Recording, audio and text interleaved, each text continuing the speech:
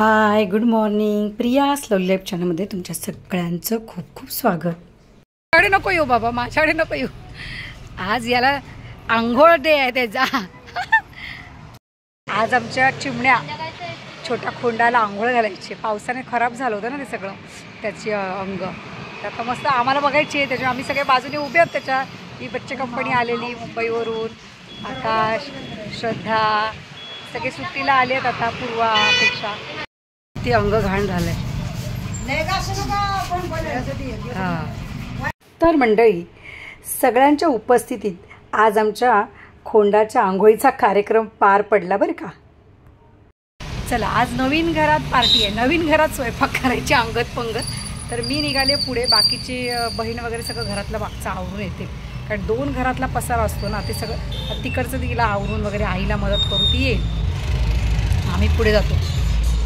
जवळच आहे, चालत पुढच्या गल्लीत 5 मिनिटात. खरं तर हे घर बांधून 4-5 वर्ष झाली. भाऊ जेव्हा मुंबईवरून येऊन इथेच सेटल झाला आर्या फाउंडेशन आणि क्लासेसचं काम बघण्यासाठी. नवीन आहे ते जुनं झालं. या घराला ना आम्ही नवं घर का म्हणतो माहिती आहे का, आमच्याला ऍक्च्युली हे पण जुनंच घर आहे. म्हणजे बांधून झालंय जुनं, पण बोलताना आमच्या लक्षात येत नाही ना, म्हणून आम्ही जे वर घर आहे ना ऍक्च्युली जे जुनं आजोबांचं, त्याला आम्ही जुनं घर आणि याला नवं घर असं नाव दिलं. त्याच्यामुळे गडबडते, घर जुनंच आहे. आणि आज आहे ना वहिनीच्या हातचं इथंच खायचंय. आम्ही तिकडे जाणारच नाही.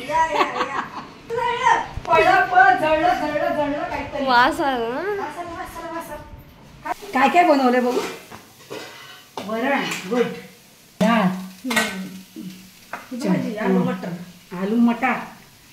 चलो आज इधर खाना खाएंगे. तर वरचं घर आणि हे खालचं घर असं म्हणतात, वर खाली खाली. पण मला सवय नाही ना, मी असं बोलते नवं घर. तर 5च मिनिटावर आहे, वर खाली वर खाली. पण सगळं एकत्र तिकडे असतो.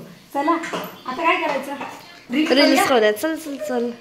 आमचं नणंद भाऊजाईचं नातं एकदम काय म्हणतात ना, मैत्रीचं आहे. एकदम हसत खेळत आम्ही एन्जॉय करतो सगळे एकत्र. चला आता टेरेसवर रील करायला चाललंय.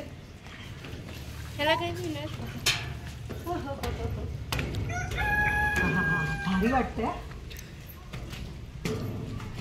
मी हे घर दाखवलं होतं तुम्हाला, पण आम्ही इकडे येत नाही जास्त.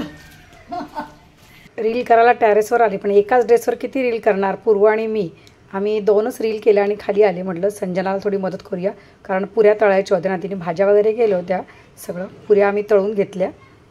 तिला तो ड्रेस घालाय, तिला माझा घातलाय की नाही बघ. आणि जाऊन वरती रील्स करा पटापट. म्हणजे आत्ती अगं ड्रेस घातलेस काय? हा मस्त वाटतंय, एक नंबर मस्त वाटतंय का, मस्त. अरे मी ड्रेसच आणलेले आहेत ना, साड्याच आणल्यात. 1-2 ड्रेस आणले. एका ड्रेसवरती सगळे रील होत्या. हा संजनाचा ड्रेस आहे, मस्त फिरून दाखव ना, एकदा फिरून दाखव ना. हा मस्त वाटतंय. चल ना रील्स करूया. हे घे ना. तर आज स्वयंपाक असा, पुरी, डाळ, भात, भाजी, सिंपल साधा. आज आई वगैरे सगळेच इकडे आले. मस्तपैकी जेवण केलं. आणि आता काय कार्यक्रम करायचा, तर आम्ही ठरवलं की आज फिशिंगला जायचं नदीवर. कारण श्रीकांत म्हणजे माझ्या आत्तेचा मुलगा आला ना, त्याला काय म्हणतात ना, फिशिंगची खूप आवड आहे. प्रत्येकाचा छंद वेगळा.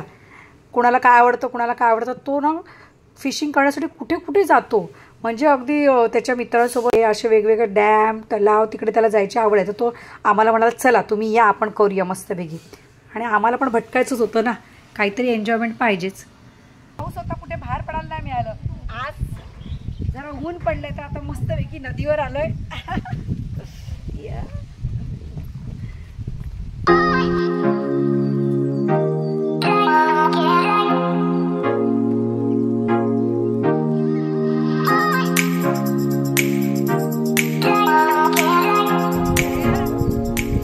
किती छान, किती मस्त आहे ना वातावरण.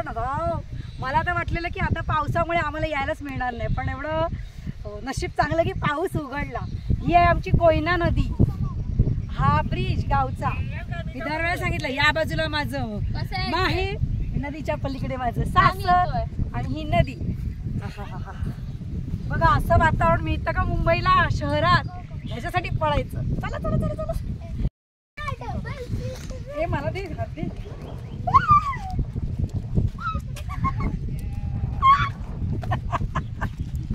चिखलात पाय गेला असतं चिखलात अजून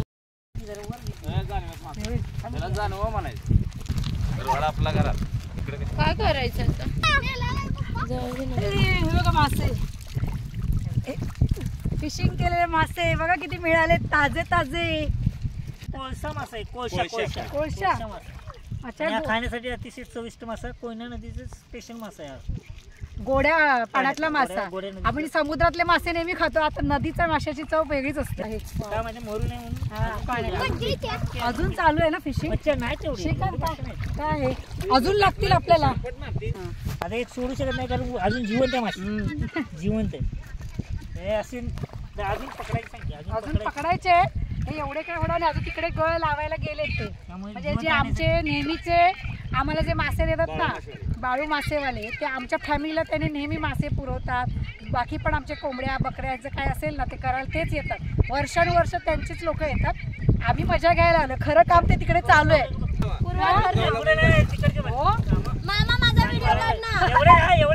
एवढं खेळू शकतो. किती सुंदर, किती छान वाटतंय. आता याच्यात कुठपर्यंत जाणार आहे? तिथपर्यंत जायचं. आता काय मिळालेलं नाही ना, आता इथून पुढे मिळणार का मासे? अच्छा, बघा हे कसे मिळतात याला माहिती आहे, आपल्याला काय माहिती आहे. त्याच्यावर आणखी मासे तेव्हा कळेल. ते श्रीकांत तू पकडलेस ते आधीचे?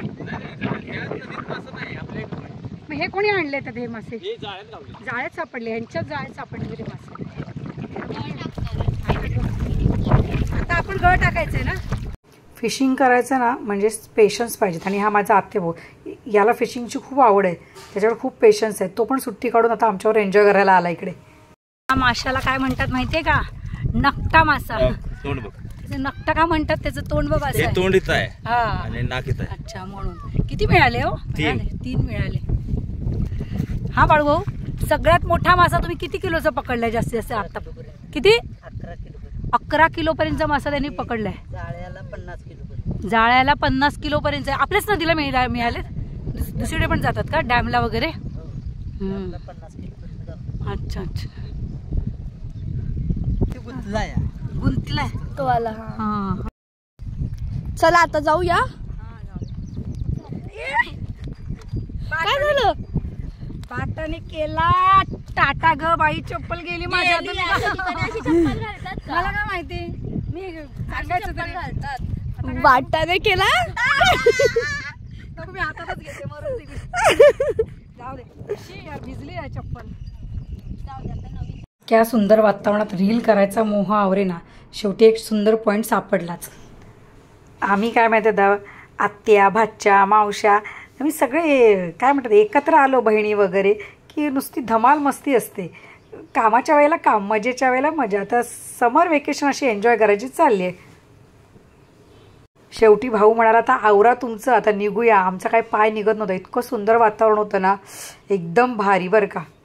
चला आता घरी जायचंय, पण जुन्या बरं का. फिश स्पेशलिस्ट तिथे बसलेले आहेत. हे बघा, ही नदीवरून आणलेली ही मच्छी आहे. आता हिची करी पण बनवणार आहे आणि ती अरूच बनवते, म्हणजे तिच्याच हातची.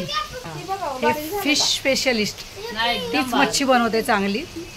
प्रत्येकाची खासियत आहे. आज तिचा टर्न आहे मच्छी बनवायचा आणि आमचा खायचा. आणि हे खादाड गॅंग. आणि ऐका, तिकडच्या घरामध्ये तुम्ही बनवायचा, आम्ही खाणार. आम्ही इकडून डायरेक्ट जेवायला ना. ही गोड्या पाण्यातली मच्छी ही अशीच असते बरं का, पण भारी लागते.